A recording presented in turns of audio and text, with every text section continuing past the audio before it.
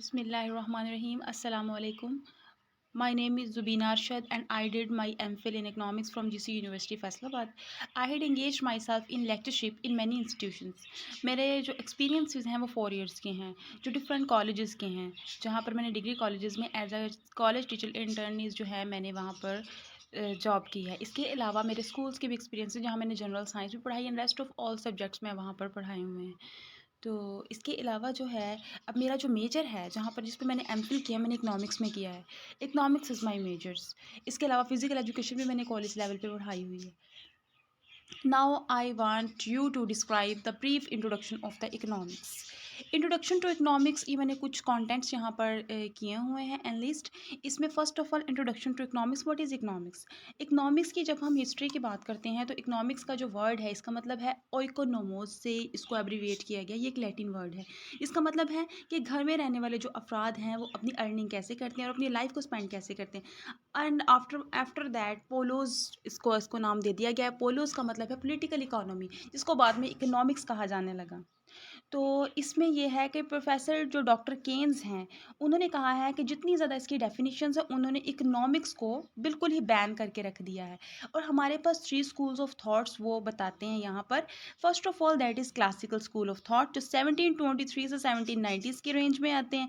उसके बाद है new classical school of thought जो 1842 से 1924 की रेंज में आते हैं। Then London school of economics. ये 3 स्कूल्स ऑफ थॉट्स हैं। इनके जो फाउंडर हैं first of all classical school of thought के फाउंडर एडम स्मिथ हैं। New classical school of thought के फाउंडर जो हैं वो एल्फ्रेड मार्शल हैं। And London school of economics के जो फाउंडर है वो प्रोफेसर रॉबिन्स और मॉडर्न इकोनॉमिस्ट हैं।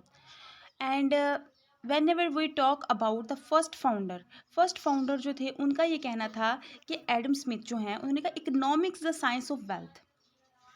साइंस ऑफ वेल्थ कहते थे। उन्होंने इकोनॉमिक्स के जो 4 पिलर्स हैं वो डिस्क्राइब किए हैं। First of all production of wealth, consumption of wealth, distribution of wealth and exchange of wealth. These fours are further described in as use to study the economic subject. And जो first school of thought थे Adam Smith पर बहुत से लोगों ने criticise किया था, जिनमें जो मेजर नेम्स हैं जो नोटोरियस है ज़्यादातर, उन्होंने कहा था कि ये डिज़मल साइंस और पिग फिलॉसफी कहते थे। उनका नाम है रस्किन और कार्लाइल। इसके अलावा जो सेकंड स्कूल ऑफ थॉट हैं वो एल्फ्रेड मार्शल हैं। उनको वेलफेयर इकोनॉमिस्ट भी कहते हैं, उनको और उनके फॉलोअर्स को। उनका ये कहना था कि ये प्रिंसिपल ऑफ इकोनॉमिक्स में उन्होंने जो 1890 में अपनी बुक लिखी थी कि इकोनॉमिक्स में इंसान के उन एक्ट्स को स्टडी किया जाता है जिनका ताल्लुक जो है जो हमारे रिलेट करते हैं हमारे डेली एज यूजुअल लाइफ से।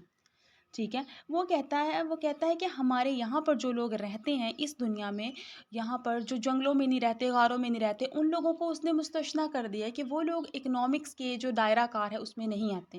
लेकिन जो लोग जो हैं दूर के रहने वाले होते हैं, वहाँ पर जिनको किसी किस्म की जो तहज़ीब से आरास्ता नहीं होते, वो इससे बाहिर हैं। ये उनका कहना था। तो लेकिन उन पर भी दोनों पर जैसे एल्फ्रेड मार्शल पर भी एडम स्मिथ की तरह बहुत सारी उनमें जो हैं डीमेरिट्स उनके जो हैं वो विज़िबल हुए हैं। और जो थर्ड स्कूल ऑफ थॉट हमारे हैं लंदन स्कूल ऑफ इकोनॉमिक्स के प्रोफेसर रॉबिन्स हैं। उन्होंने अपनी बुक लिखी थी nature and significance of economic science जो 1932 में लिखी गई थी। उसमें उन्होंने मल्टीप्लैंट्स के बारे में बताया था। उन्होंने वो अपनी डेफिनेशन को इकोनॉमिक्स की डेफिनेशन को इस तरह से डिस्क्राइब करते हैं। Economics is a science which studies human behavior as a relationship between multiple ends and scarce resources और scarce means with alternative uses। वो कहते हैं कि alternative uses के साथ इसकी बहुत सी हैं brief introduction होती हैं।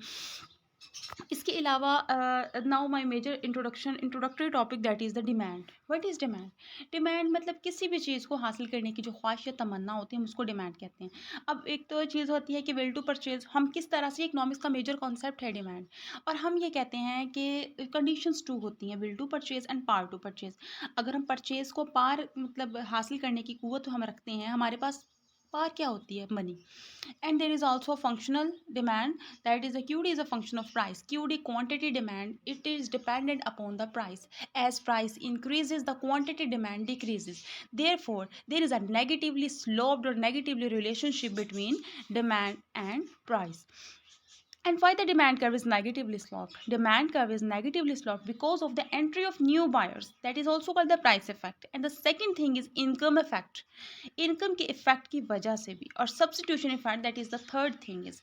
And also there may I describe the assumptions of demand. First of all, no change in consumers' income, and the second is no change in fashion and taste, no change in number of consumers, and no change in price of substitutions, and also some sort of scarce goods. And the next one is emergency situation and ignorance and carelessness. There is also some sort of brief description about the shift in demand curves and movement along the demand curve. First of all, जब हम बात करते हैं कि movement along the demand curve, इसमें two types की चीज़ें आती हैं, expansion and contraction of demand curve. Whenever there is a minor change in demand and there is a huge change in quantity demand, minor change in price and huge change in quantity demand, that is called the expansion in demand. And the rest or the controversy case is contraction in demand. And the second thing is shift in demand curve, which things except price को छोड़कर बाकी जो चीज़ें demand को affect कर रही हैं, मतलब जिसमें हमारा फैशन है, हैबिट्स हैं, हमारे कस्टम्स है, इनकम है, वेदर है, टेस्ट है, ये सारी चीज़ें जो डिमांड को प्राइस को निकाल के अफेक्ट कर रही हैं, दैट कॉजेज द चेंज और shift in demand curve. That is also of the two cases, there is a fall in demand and the rise in demand. And the second and the most important thing is causes of change in demand. Which things that causes the change in demand? Demand को change करने की कौन से जो causes हैं वो होते हैं. इसमें सबसे पहले price of goods होती है, फिर income of the consumer होती है, और number of consumers होते हैं. ठीक है, उसके अलावा फैशन एंड हैबिट्स होते हैं, प्राइस ऑफ सब्सिट्यूट्स होते हैं, बिजनेस एक्टिविटीज़ होती हैं, वेदर कंडीशंस होती हैं, साइकोलॉजिक जो है मेंटल सिचुएशन है पीपल की, वो भी मैटर करती है. And different concepts of demand की जब हम बात कर लेते हैं कि कॉन्सेप्ट्स क्या हैं डिमांड के, there are also some concepts that also described. इसमें डिराइव डिमांड होती है कि एक डिमांड जो है वो खुद ही मतलब नहीं बन जाती, बल्कि डिफरेंट जो अदर गुड्स हैं उनकी वजह से इनको डिमांड किया जाता है कुछ चीज़ों को. इसके अलावा जॉइंट डिमांड होती हैं, वही मतलब कार है, इसके साथ पेट्रोल भी चाहिए, उसका कार वैसे तो खुद तो नहीं चलेगी ना. तो इसके अलावा एक कंपोजिट डिमांड होती है. कंपोजिट होती है कि एक चीज़ को एक से ज़्यादा एंड्स के लिए हम यूज़ कर सकते हैं. फॉर एग्जांपल, अगर जो वुड है उसको अगर हम सिर्फ बर्निंग के लिए यूज़ करते हैं, not at all, we can also use it for making the furniture. And there is also a major concept that is the elasticity of demand. That is a very most important concept of the demand curve. And what is the mean by elasticity of demand? It means there is a degree of responsiveness of demand for a good to change in its price. Price में change की वजह से, ठीक है, price में जो change लाती है कितनी डिग्री से डिमांड में चेंज आता है. इसमें मोर इलास्टिक डिमांड आती है, लेस इलास्टिक डिमांड आती है, इन्फिनिटिव इलास्टिक डिमांड आती है. Means these are the cases. And there is also measurement of elasticity of demand. We can also describe it one by one as we study the subject of economics. And there is also some sort of cases and practical uses of, and the last topic our discussion is practical uses of concepts of demand, which things that as a practically uses or practically conceptual, that is along with the guidance to finance minister. जो बंदा demand को समझ लेता है, ये इसके अलावा हमारी प्रैक्टिकल लाइफ में वो डिमांड को किस तरह सप्लाई करती है, फाइनेंस मिनिस्टर को ये हेल्प आउट करती है. इसके अलावा एंटरप्रेन्योर्स और प्रोड्यूसर्स को हेल्प आउट किया जाता है, मोनोपोलिस्ट को. इसके अलावा ट्रांसपोर्ट सेक्टर में जो फेयर डिटर्मिन करना है, जो किरायों को डिटर्मिन करता है, उसके लिए गाइडलाइंस भी प्रोवाइड करती है. इसके अलावा प्राइस जिसको डिटर्मिनेशन है जॉइंट प्रोडक्ट्स की, उन चीज़ों के लिए भी हम इसको यूज़ कर सकते हैं. Thank you so much.